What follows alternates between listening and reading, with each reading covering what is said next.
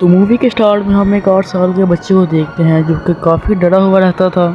उसे कोई चीज़ परेशान करती थी और वो बेचारा हमेशा सहमा हुआ रहता था और वो बस 8 साल का था। उसके पेरेंट्स भी इस बात को लेकर काफ़ी परेशान थे और वो एक दिन अपने घर में कुछ एग्जॉर्सिस्ट को बुलाते हैं जिनमें एक कपल होता है और चर्च के फादर, और उस छोटे बच्चे का नाम डेविड होता है। उसकी एक बहन भी होती है और इस वक्त उनके घर इसकी बहन का दोस्त भी था। उसकी डेविड के साथ काफ़ी अच्छी फ्रेंडशिप थी, तो वह डेविड को सुलाने जाता है। अब डेविड का दोस्त उसको लटा कर वहाँ चला जाता है, लेकिन ऐसा लगता है कि जैसे कि कोई उसका रूम खोलने की कोशिश कर रहा है।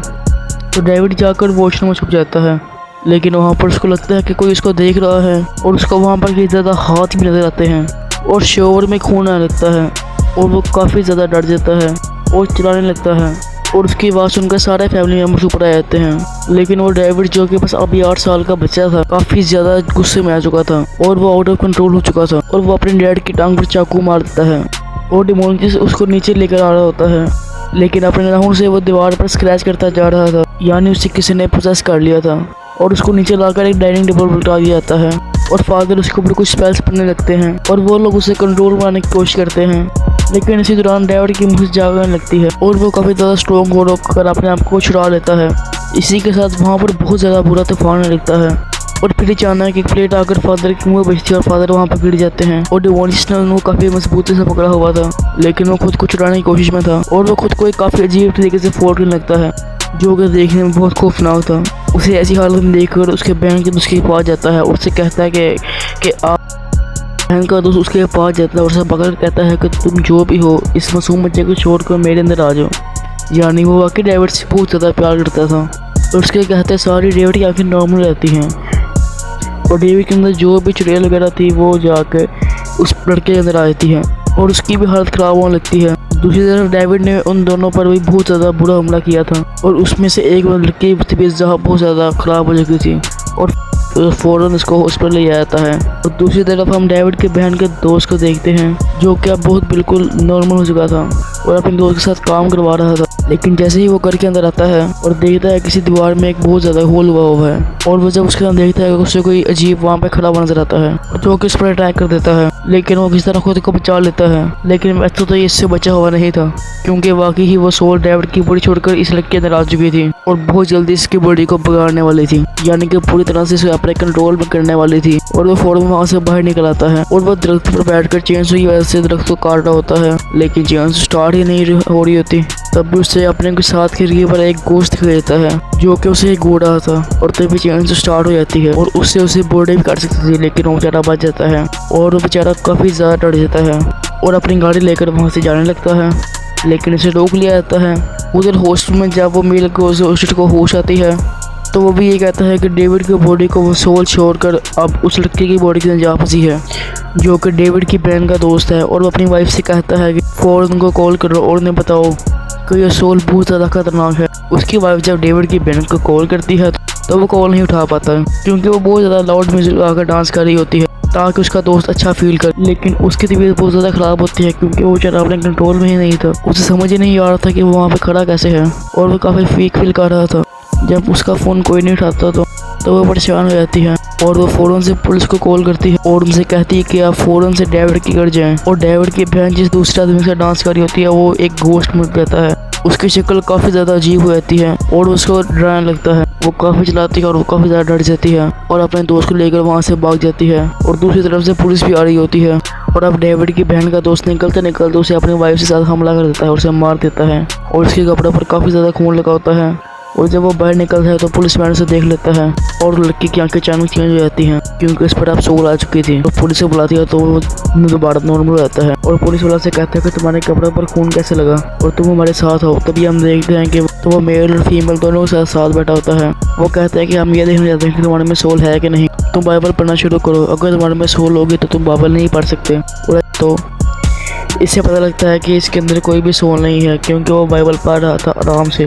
और इसने जिस आदमी को मारा था उस बारे में तो अब केस भी बन चुका था और इसे पुलिस अरेस्ट करने वाली थी, लेकिन तभी वहाँ पर इस लड़के की लॉयर आ जाती है और ये दोनों इस लॉयर से कहते हैं कि इस लड़के ने इसको नहीं मारा बल्कि एक सोल ने इस लड़के को मारा है। और ये लोग तो ये भी बता रहे हैं कि उस आदमी में भी गोश्त आ गया था और लड़ कहती है कहने कि तुम प्लीज की असली को दुनिया में आ जाओ, ये तुम कौन सी बच्चों वाली बातें कर रहे हो। वो तो यही कहेंगे ये लोग क्राइम बस टाल रहे हैं और बहाने बना रहे हैं। और उनके लड़ ये बात नहीं मानते कि ये कोई जिन्नी का काम है। तो इनमें से मेल बंदे ने कहता है कि ठीक है, रात को तुम घर रहेगा और हम आपको दिखाएंगे आपको दीमन, और अगर दीमन वहाँ पर ना हुआ तो आप लड़के को वहाँ पर अरेस्ट कर दीजिएगा। वो कहती है कि ठीक है मैं आ जाऊंगी, और वो बहुत ज़्यादा ही कॉन्फिडेंट होती है। और नेक्स्ट सीट हम कोर्ट का देखते हैं, और आप उस लॉयर के भी क्लियर हो चुका था कि ये काम डेमन का है, यानी कि भूत का है। और वो जज को बोलती है कि ये मर्डर किसी इंसान ने नहीं बल्कि एक भूत ने किया है, यानी कि डेमन ने किया है। लेकिन इसकी किसी बात पर यकीन नहीं करता और कहता है कि ये बस एक फजूल बहाना है, उसे सजाए कैद होगी, यानी कि उम्र भर की सजा। और वो कपल कहते हैं कि हम उस लड़के को चुरा कर रहेंगे, क्योंकि वो जानते थे कि वो तो ग्यारह मर्डर कर नहीं सकता। उसकी रिकॉर्डिंग देखने लगते हैं और ये सब एक साथ डांस कर रहे थे। और ये उसे निकल जाते हैं जहाँ पर डेविड पहली बार डरा था, उसे कोई गोश्त नजर आया था। और इस रूम में एक वाटर बेड होता था। जब डेविड उस वाटर बेड पर खेल रहा था और जंप्स लगा रहा था तो अचानक वाटर बेड से किसी का हाथ आया और उस हाथ ने डेविड को पकड़ लिया। वो एक गोश्त था और वहाँ का फ्लोर भी खराब हुआ था। तो वो एग्जॉर्सिस्ट डेविड की मदद को बुलाते हैं कि ये किसी गोश्त का ही काम है। तो वो एग्जॉर्सिस्ट बेसमेंट के अंदर जाते हैं। वहाँ पे एक जगह भी थी, डेविड की बहन उसके अंदर जाती है तो उसे एक नहीं बहुत ज़्यादा रेड नजर आते हैं और वहाँ पर उसे स्कल नजर आता है जो बहुत अजीब होता है। तो वो पिक्चर खींच कर बाहर आ जाती है। तो सब कहते हैं कि हमने ऐसे स्कल कहीं नहीं देखा, ये बहुत अजीब है। तो वो फादर से पूछते हैं और फादर कहते हैं कि मुझे नहीं पता, तुम कुछ सीनियर फादर से पूछो। तो ये दोनों एक सीनियर फादर के पास जाते हैं और उससे पूछते हैं कि आपने स्कल देखा है। तो वो कहते हैं कि हाँ मैंने स्कल्स देखा है। तो वो फादर इन्हें अपनी कलेक्शन दिखाते हैं और कहते हैं कि मैंने ये तो नहीं देखा लेकिन इसके जैसा एक देखा है।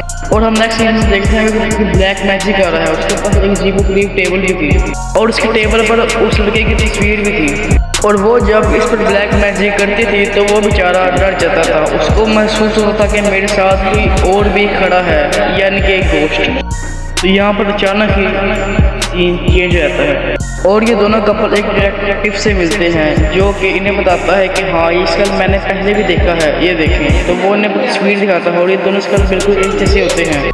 तो फीमेल से कहती है कि इस दफ़ा इस केस में भूतों का हाथ है। तो वो कहते हैं कि भाई मजाक ना करो।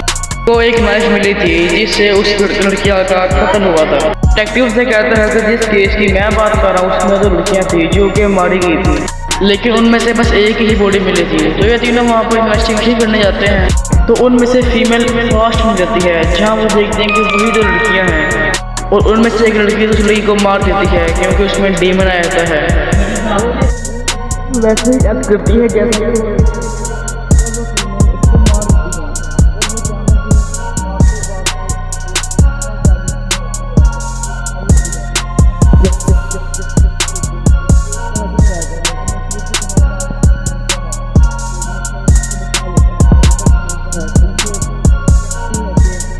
बॉडी इस रिवर में है, ये मैंने अपनी आंखों से देखा है। तो वहाँ पर उसकी बॉडी निकाली जाती है। तो वो उसे कहता है कि इतने सालों के तुमने आज खुद ब खुद सोच कर दिया हो और तुम्हारे में पता नहीं कौन सी खूबी है। तो ये तभी उसको जाते हैं उस लड़की की डेड बॉडी को चेक करने और ये चेक करने जाते हैं कि आखिर ये ब्लैक मैजिक कर कौन रहा है। तो इसमें से फीमेल उसको हाथ पकड़ के इमेजिन करती है और वो उस जगह पर पहुँच जाती है जहाँ पर वो औरत ब्लैक मैजिक कर रही होती है और वहाँ पर एक टेबल देखती है जहाँ पर ब्लैक मैजिक का सामान पड़ा होता है और वो वहाँ पर फील करती है।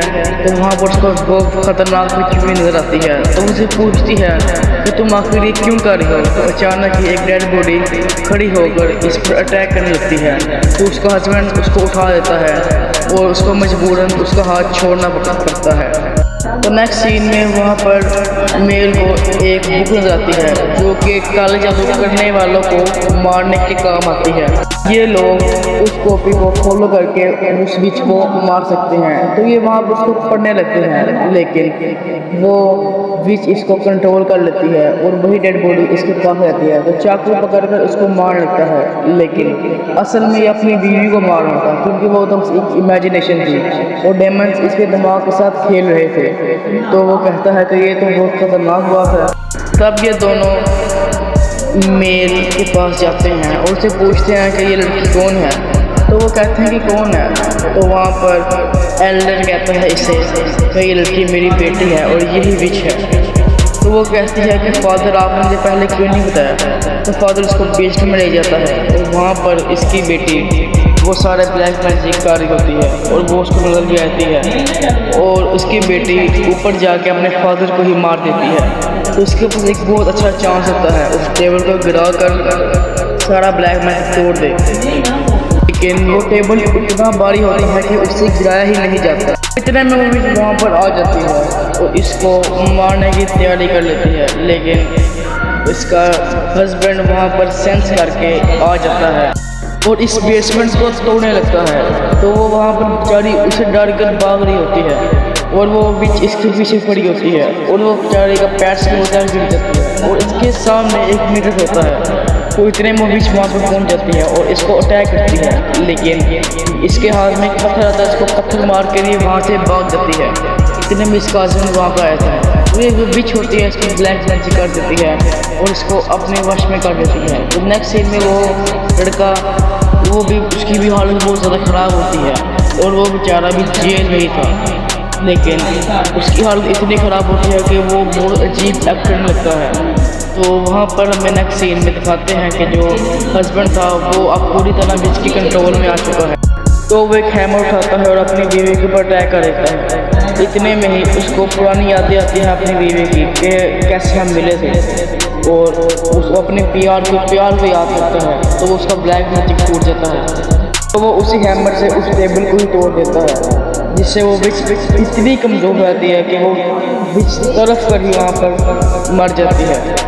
और जब वो बीच मर जाती है तो सब कुछ ठीक हो जाता है और वहाँ पर उसका दोस्त भी अब ठीक था, क्योंकि जितने भी डैमेज थे जितने भी भूत वगैरह थे वो सब आज़ाद हो चुके थे और अब ये लोग भी आज़ाद हैं। लेकिन एक वहाँ पर खुशखबरी नहीं थी, वो क्या ये जो लड़का था उसे 5 साल की सज़ा हो चुकी थी, लेकिन डेविड की बहन ने इसके साथ फिर भी शादी कर ली थी और इसे ही कहते हैं प्यार। लेकिन अब वो उसको हमेशा प्रिजन में मिल जाती थी और नेक्स्ट सीन में हम देखते हैं कि वो दोनों हस्बैंड हंसी खुशी ज़िंदगी गुजारने लग गए हैं और यहाँ पर मूवी एंड हो जाती है। अगर आपको मेरी एक्सप्रेशन अच्छी लगी तो इसे लाइक करें, शेयर करें, फॉलो करें। तब तक के लिए आपको मैं बोलूँगा अल्लाह हाफिज़।